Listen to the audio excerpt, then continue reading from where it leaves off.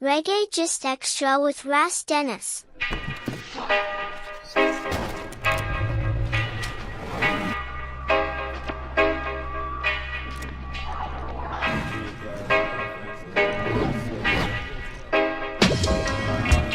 Before the lights, before the fame, before the world crowned him one of Jamaica's greatest actors, there was a boy.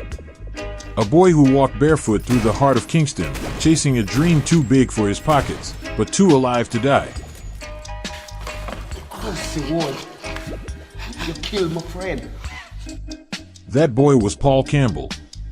And this is his story, a story of pain, perseverance, and the unbreakable rhythm of the Jamaican spirit.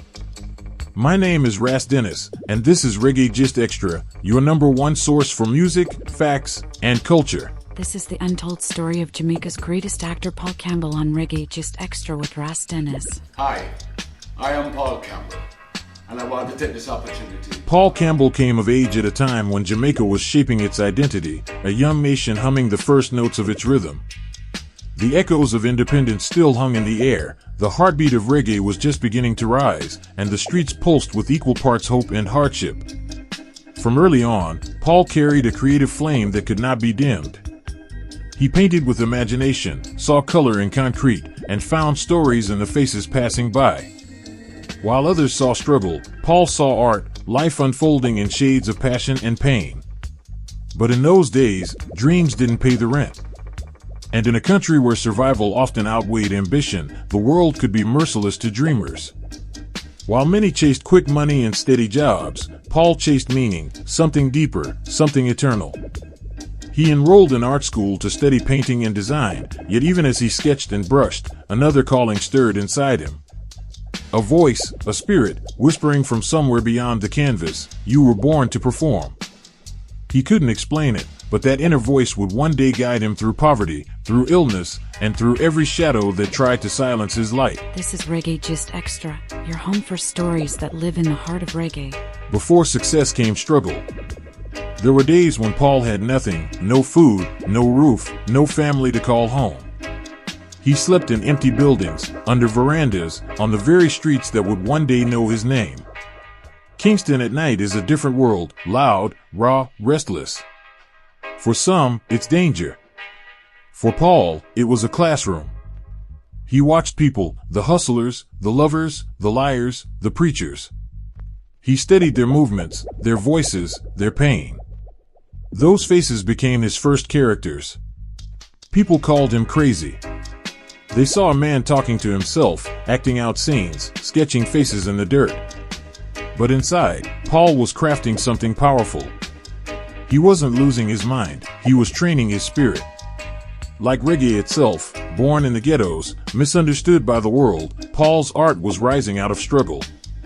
He embodied the true essence of Jamaica, turning suffering into sound, hardship into harmony, and rejection into rhythm. Then came the first spark of destiny. A friend told him about an audition. A small play. Nothing big. But to Paul, it was a door. He went in with no fancy clothes, no polished speech, just raw energy. When he performed, the room went silent. The judges looked at each other. They saw something real, not just talent, but truth. From that day, Paul Campbell was no longer invisible. He began appearing in stage plays, small films, local productions. Every role he played came from his real experiences, the pain of poverty, the fire of hope, the will to survive. Jamaicans connected with him instantly.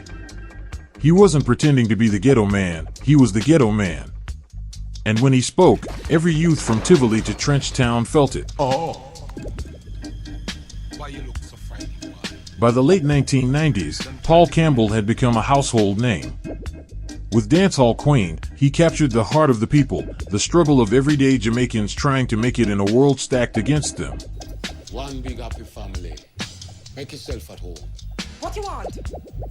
Then came Third World Cop, gritty, bold, and revolutionary.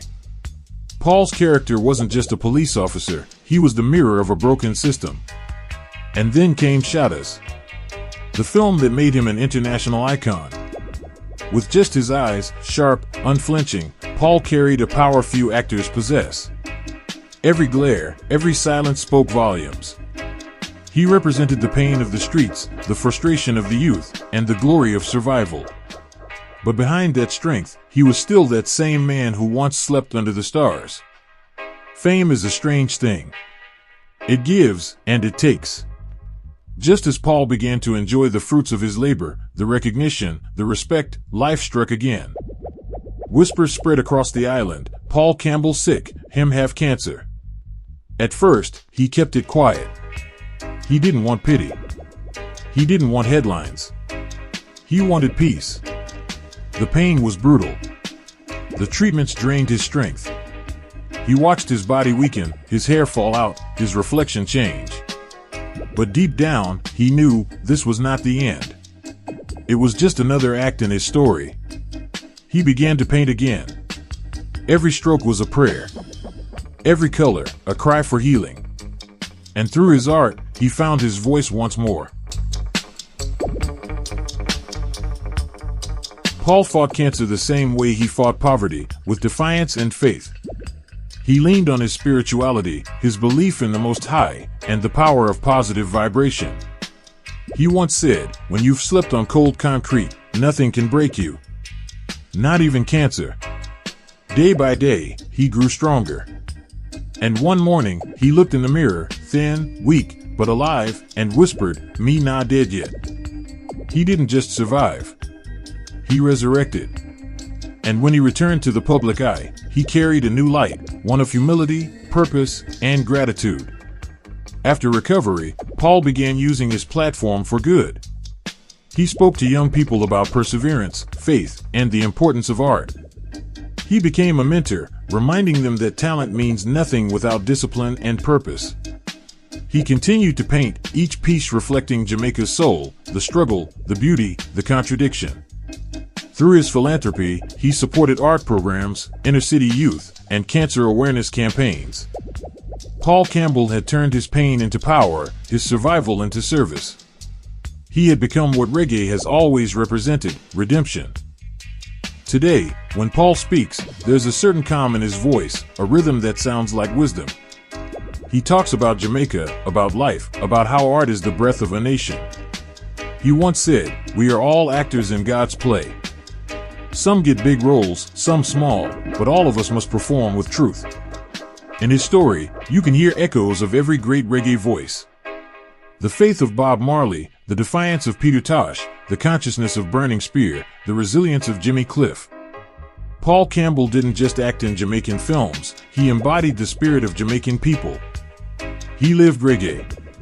He is reggae. From the streets to the screen. From homelessness to healing. From despair to destiny. Paul Campbell's life is a living testimony that no matter how low you fall, you can rise again. No matter how dark your night, there is always morning. And when history speaks of Jamaican legends, his name will stand among the greats, not just as an actor, but as a survivor, an artist, and a messenger of faith.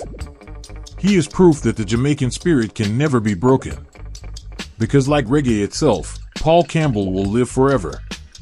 That's it for this episode, and thank you for watching Reggae Gist Extra, where we bring you the untold stories behind the music, the legends, and the culture we love. Don't forget to subscribe, give a thumbs up, and leave a positive comment down below. Holy man will I King Selassie I Jah Rastafari I Selassie the first is a new terrain.